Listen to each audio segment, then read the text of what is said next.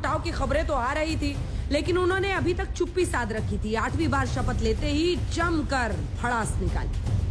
हम लोगों का 15 में कितना सीट जीते थे, आज जब इन्हीं लोगों के साथ चले गए तो क्या हुआ है, 20 में क्या स्थिति हुई थी, 14 में जो आए 24 तक के आगे रह पाएंगे कि नहीं रह पाएंगे वो अपना सब। नीतीश ने तेजस्वी के साथ सरकार बना ली और लगे हाथ 2024 की दावेदारी भी ठोक दी। पूरे विपक्ष की ओर से बीजेपी को चुनौती दे डाली। वो सब बात तो नहीं है कि हमारे मन में कोई सपना है, लेकिन इतना जरूर है कि मेरे पार्टी के लोगों की जो ख्वाहिश है, उसी को ध्यान में रख करके हम लोगों ने सब काम किया। अब कुछ लोगों को लगता है कि विपक्ष खत्म हो जाएगा, तो हम लोग भी तो आ ही गया विपक्ष में। चलिए, जितना करना है उतना वो करते न रहे।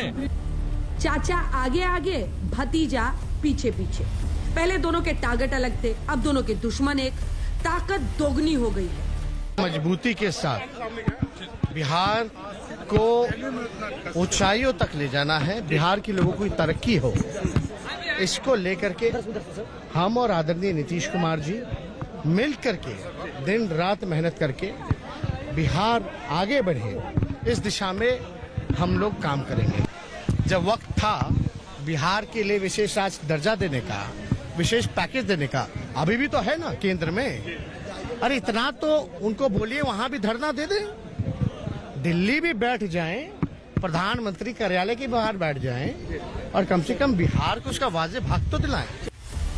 आरजेडी के साथ सरकार बनाते ही जेडीयू ने गठबंधन धर्म की याद दिला दी।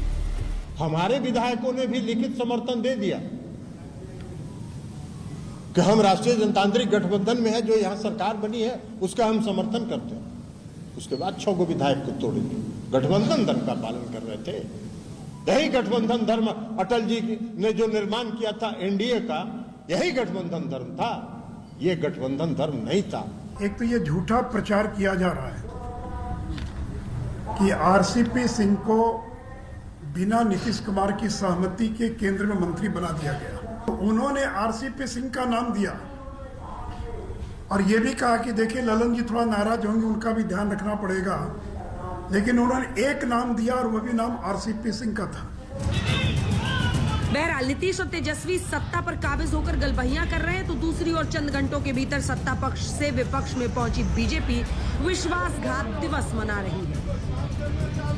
आज पलटू राम फिर कल्टू राम हो गए। लालू जी का टूट, ये सांप है, ये जैसे सांप केचुआ छोड़ता है वैसे ये पार्टी भी छोड़ता है गठबंधन में। लालू जी ने ट्वीट किया था, ये गिरगिट से भी ज्यादा रंग बदलने वाला है, उनके आशीर्वाद ही तो दिए हैं, वो सब आशीर्वाद ही है। नीतीश बाबू, आपने बिहार के साथ क्या किया?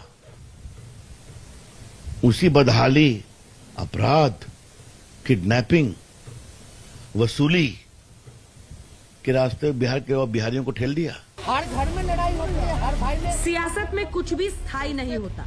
तस्वीरें और हालात बदलने में वक्त नहीं लगता। कल नीतीश बाबू बीजेपी के दोस्त थे, आज दुश्मन बन गए। कल तक नीतीश बाबू सत्तारूढ़ एनडीए का हिस्सा थे, आज विपक्षी कुनबे में शामिल हो गए। अंजना ओम कश्यप, पटना आज तक। नमस्कार, आप देख रहे हैं हल्ला बोल, आपके साथ मैं हूं अंजना ओम कश्यप। बिहार विधानसभा के सामने से आप हमारी ये विशेष पेशकश देख रहे हैं।